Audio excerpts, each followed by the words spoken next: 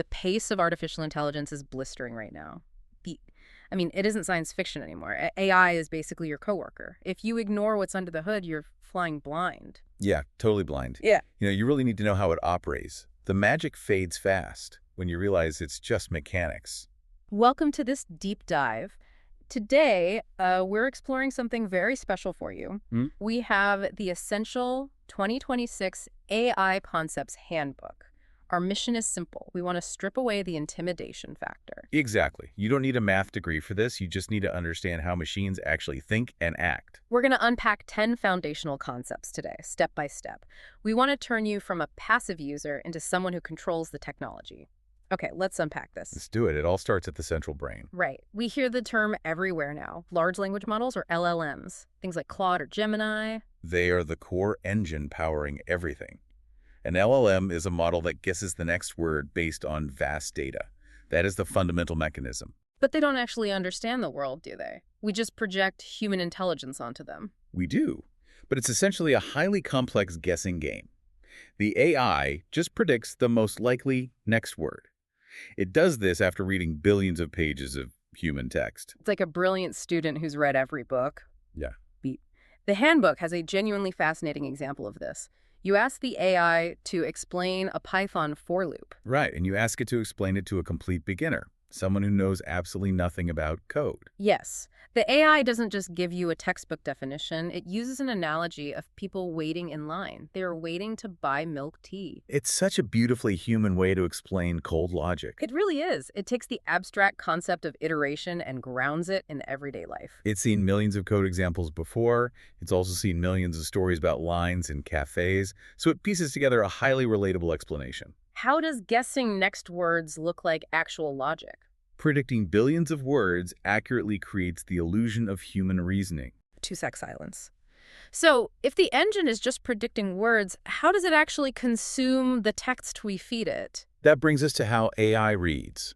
We have to talk about tokens.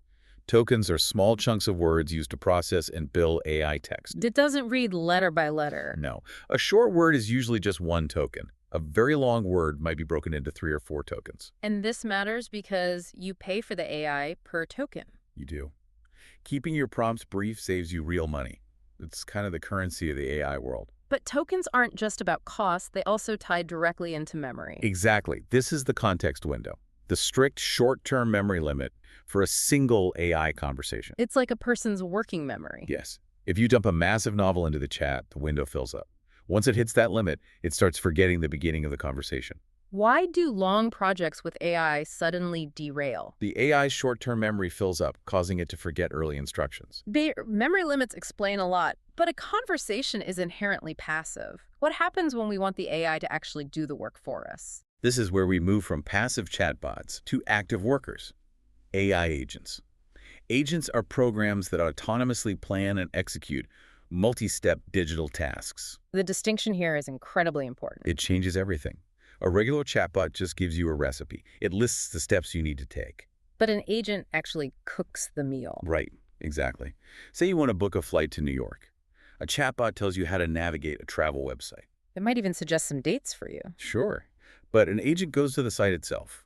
It clicks the buttons, it compares the prices across multiple airlines, and it books the cheapest flight for next Friday. You just manage the final goal. You become the manager, not the worker. It does this using something called an action loop. The cycle is plan, act, observe, and repeat. It breaks the massive goal into very small, manageable tasks. Yes, it makes a plan, then it acts on the first step, then it stops and carefully observes the result of that action. It's checking its own work. Exactly. If it clicks a broken link, it observes the failure. It fixes the plan, finds a new link, and repeats the cycle. What transforms a chatbot into an autonomous worker? Agents use a continuous loop of planning, acting, and self-correcting mistakes. 2-sec silence. So we have these agents acting as digital workers. But a worker is entirely useless if it can't access your filing cabinet. That is the big bottleneck. Agents need access to your tools. This is where the Model Context Protocol comes in. MCP. I loved the handbook's analogy for this. Think of MCP as the invention of the USB port. It's the perfect way to visualize it. MCP is a universal standard connecting AI directly to external data sources. Before MCP, things were incredibly messy for developers. They were a nightmare. Connecting an AI to your Google Drive meant writing complex custom code. Right, and then connecting it to Slack meant writing totally new code from scratch. It took software engineers massive amounts of time. Every single connection was a bespoke, fragile bridge. But MCP functions as the universal plug. It does. Anthropic helped build this open standard. Now, different AI models can use the exact same data sources effortlessly. You just plug it in once and it works everywhere. Why is MCP such a massive leap for developers? Oh wait, that's my line. Why is MCP such a massive leap for developers? It acts as a universal plug, connecting AI to tools without custom code. Beat. Okay, the AI is plugged into our systems. But we still face a major limitation.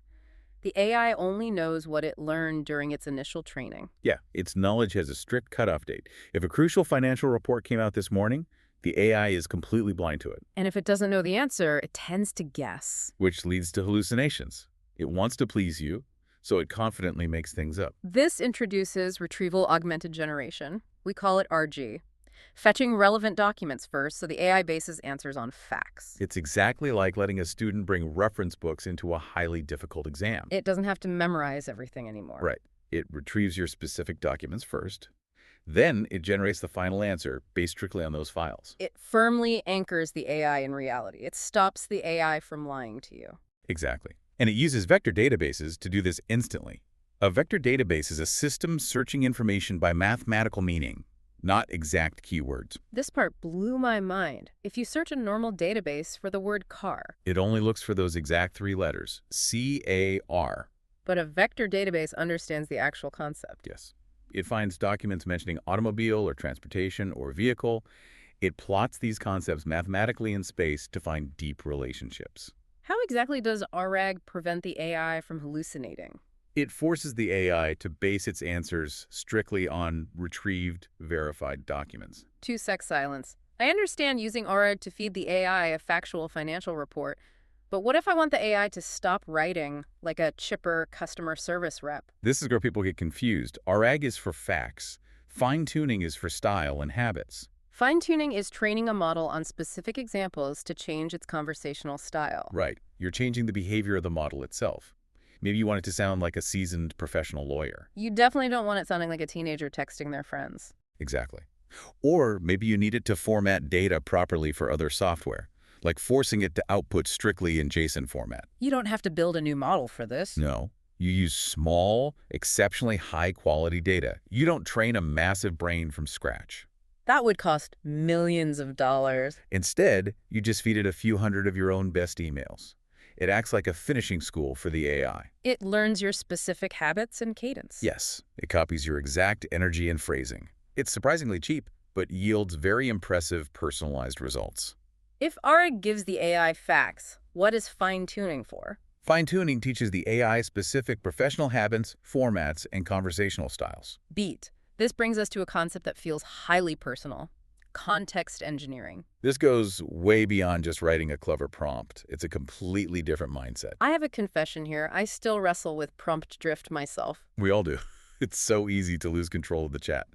Context engineering is carefully designing the specific information environment you feed an AI. You are the context engineer. You are picking the raw ingredients for a highly talented chef. That is the perfect analogy. The AI is the master chef. It has all the skills. But if you hand the chef rotten ingredients, the meal is completely ruined. Exactly. Bad ingredients mean messy files, contradictory instructions, or extra irrelevant information. More information isn't always better. Often, it's much worse. You have to curate a clean, highly focused environment. You have to decide exactly which files it truly needs. What is the fastest way to ruin a smart AI's output? Feeding it messy, conflicting, or overflowing context files ruins the results. 2 sec silence. Even with the perfect ingredients, sometimes the chef rushes. That brings us to reasoning models. These models are fundamentally learning how to think. Old models rely on instant, reflexive generation. They rush to answer the question immediately. And because they rush, they make incredibly silly logic mistakes. They fall into obvious cognitive traps. Reasoning models take their time. A reasoning model is AI that pauses to internally map out logic before generating answers. Yes. They use a hidden internal dialogue. When you see that thinking prompt on your screen, it's working hard. It's having a conversation with itself. It's mapping out the problem step by step. It's actively checking its own logic to avoid those silly traps. The handbook shares a brilliant logic puzzle for this. The box puzzle. Right, you have 3 boxes, 1 gold, 1 silver, and 1 empty. The gold is not in the first box. The silver is in the second box. Where is the gold? It seems simple to us, but an old AI model might guess instantly and fail completely. But a reasoning model pauses. It maps the physical constraints of the boxes, and it gets it right. Why do reasoning models pause before they type? Wait, I asked the questions here. Why do reasoning models pause before they type? They are using internal dialogue to map out logic and avoid silly mistakes. Thinking deeply is one thing, but sensing the physical world is an entirely different leap. Let's look at multimodal AI. This is where the technology gets truly wild. Multimodal AI means systems that can process text, images, and audio simultaneously. It's not just text on a screen anymore. The AI has eyes and ears. It's interacting with reality in the same way we do. Beat! Whoa! Imagine pointing your camera at a leaking car pipe, and the AI just looks at it and tells you which screw to turn.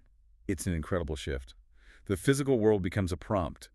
You can draw a messy handwritten whiteboard layout for a website, Then you just show the AI a quick picture of it. and it generates the functional working code for that layout instantly. Right, and it works seamlessly with audio, too. You can have the AI listen to a chaotic one-hour team meeting. It knows exactly who is speaking. It separates the voices and summarizes the action items for each person. How does multimodal AI change our physical reality? It bridges the gap by letting AI see and hear the physical world. 2-6 silence.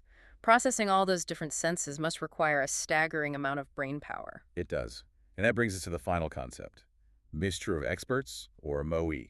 This is about maximizing efficiency at the deepest architectural level. MoE is dividing an AI into specialized subnetworks to save computing power. It doesn't use the whole brain for every single task. Exactly.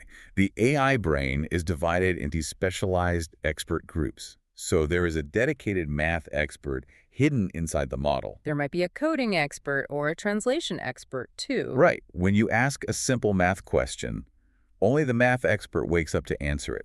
The rest of the massive model stays resting. That stops the AI from using giant computing power for basic, simple questions. Yes, it saves massive amounts of electricity and valuable computing time.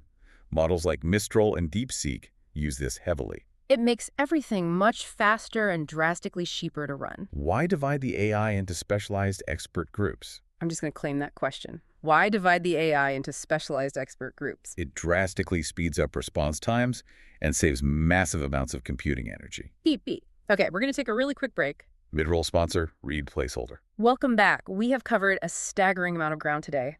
Let's synthesize this massive journey. We really have. If there's one big takeaway, it's that AI is not magic. It is highly advanced mechanics. It's predicting tokens with LLMs. It's looping actions with agents. It's plugging directly into your data using MCP. It's fetching verified accurate facts with RG. And it's using specialized brains through MoE to stay incredibly efficient. Exactly. The final piece of advice from the handbook is vital here. Do not get overwhelmed by all of this at once. It's a lot to take in. Start small. Yes. Start with the very first concepts. Really understand LLMs and tokens. Once you firmly grasp how AI reads and talks, the rest becomes much easier to digest. You don't need to be an expert in everything today. Just take it one step at a time. Play around with the models, observe how they react to your specific inputs. In 2026, you shouldn't just be using AI. You need to be the one who controls its environment. If you curate the context, you control the machine. That is the absolute truth. You hold the steering wheel now. Thank you for taking this deep dive with us. We hope these concepts help you build amazing things. Out Tiro Music.